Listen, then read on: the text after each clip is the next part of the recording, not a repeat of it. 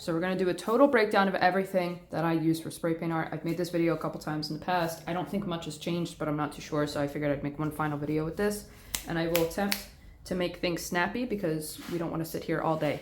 Safety. When it comes to the paint respirators, and if you're watching this on YouTube, I will link everything that I use, like Amazon links and stuff, in the description below. But I recommend 3M for the paint respirator. These hold up pretty well as long as you don't throw them around and you take care of them. And it's really easy to replace the filters, which you're gonna have to replace every once in a while. How frequently you have to depends on how much you paint. And then the other thing for safety, the boring stuff, is gloves. I don't recommend reusable gloves because they do not feel reusable with spray paint in my experience. So I usually just get whatever's cheapest, literally the cheapest box of disposable gloves that I could find at that time. Okay, fun stuff. We'll start with the paint, but I want to kind of knock out a few things before I actually just show you what I use. One, paint brand is not as big of a deal as people make it out to be. It's mostly just preference. Two, what I was taught many years ago is that glossy finish paints are the way, and I would agree with that. I think they feel a lot nicer, and I think they look a lot nicer than flat or matte finish paints. And three, once you do finally find a brand that you really like, try to stick with it for the most part, or if you do get other brands, treat it like an experiment because not all brands work well together. Some brands will bleed and crack and bubble up with each other, and it's usually just not a fun experience, so just be careful with that. For my main brand, I prefer Hardcore. I probably should have grabbed a different can, but this is Hardcore, and this is what I use for all my colors, my black and whites. This is just my main brand. For the clear coat, this is more just comes down to convenience. Krylon also has one, but I use Rust-Oleum. Right, you can find this in store at places like Walmart or Home Depot. You can also find them online. Now, these are the two that you're gonna need. You're gonna need a main brand for your colors and your black and white, and you're gonna need a clear coat. If your main brand has a clear coat, awesome. That's awesome. Just Hardcore doesn't have that, at least not available to me. Now, the next one that I'm gonna show is more of just like a funsy, like if you just have the money and you kind of want that extra thing to play around with. I really like the fluorescence in Montana Gold. Now, Montana Gold is not all fluorescence, so how you would find that is wherever you're shopping, the serial number, if it starts with an F, that's a fluorescent, right? And these come out very soft and they glow under a black light, which is very cool. But since they come out soft, you can also treat them as transparent. At least that's the way that I treat them. So those are the three brands that I kind of mixed together and I used. And these three work well for me. Regardless of what brand that you're gravitating towards, I do recommend that you check out Blick first. They have some physical stores. I usually just shop online. I think their website is dickblick.com. They have a great selection. They have pretty great prices as well. So I would recommend at least checking that out before you make your final purchase. And while you're there and while you're shopping for these, remember to pick up some extra caps, okay? Because these do clog, even if you take really good care of them. It sucks, I know, but definitely pick up some spares.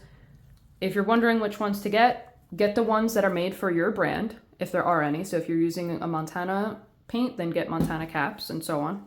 And this is just one of those things you're gonna have to experiment. You might really like skinny caps, you might like fat caps. For me, I really like the Hardcore caps, which I believe are called pocket caps. Maybe you would like to pick up something to help you control your paint better, like a soft cap. In that case, that would be a really good idea.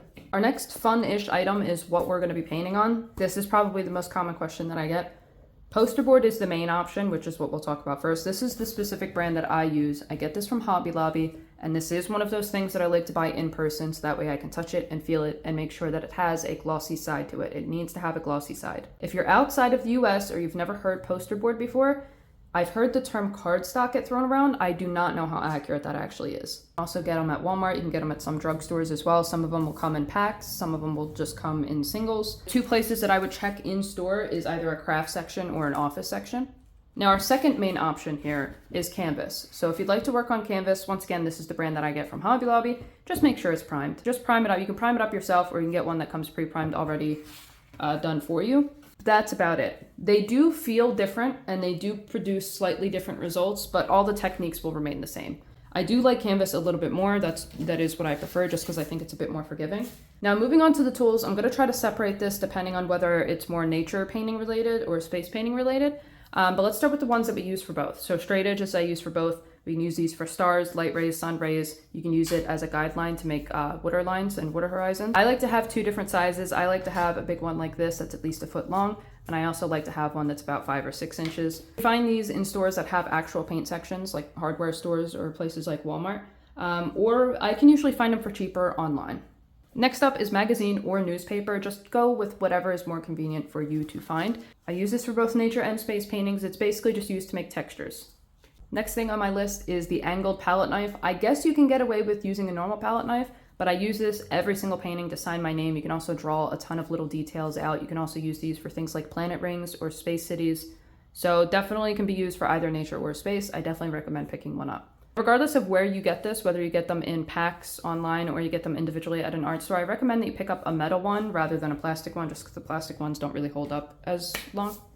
Synthetic sponge. Now I use these mostly for nature paintings. However, you can use these to make some really cool galaxies as well. Now, I buy mine in kind of like big chunks like this on Amazon and in packs of 3. And then what I do is I just kind of cut them up into smaller pieces like this. Now you can also find these, I found these at places like Home Depot before, and what they'll call it is general all-purpose sponge or grouting sponge. It's basically the same exact thing. It's like a foam more than it is like a kitchen sponge. And if you're interested in space paintings, you're gonna need some planet stencils. So for this, I think the first place you should go is your kitchen, just see if you have anything you're willing to throw away. A couple of things that I would look for though is, one, don't get anything that's too heavy, right? Don't get glass or anything like that. Get one that's like a cheapy sort of plastic.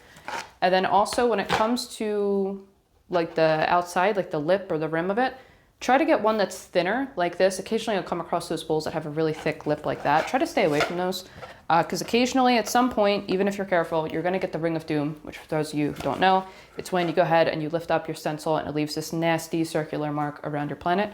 It's bound to happen, and if you have a plate that has a really thick like rim to it, it's gonna be really difficult to cover up, probably near impossible. But besides that, kind of just get whatever. You can use the spray cans, you can use the caps that come on spray cans, or I bought these at Walmart for 50 cents each. That is about it. That's everything that I use basically every single day. If there is any like odd thing that I pick up and use, I will explain it in that video as best as I can. But if you have any questions, let me know. I will do my best to answer them. If you are interested in more tutorials like this or more painting tutorials, I'm going to be uploading every single week in my brand new Patreon, which I will link in the description below. But that's all I got.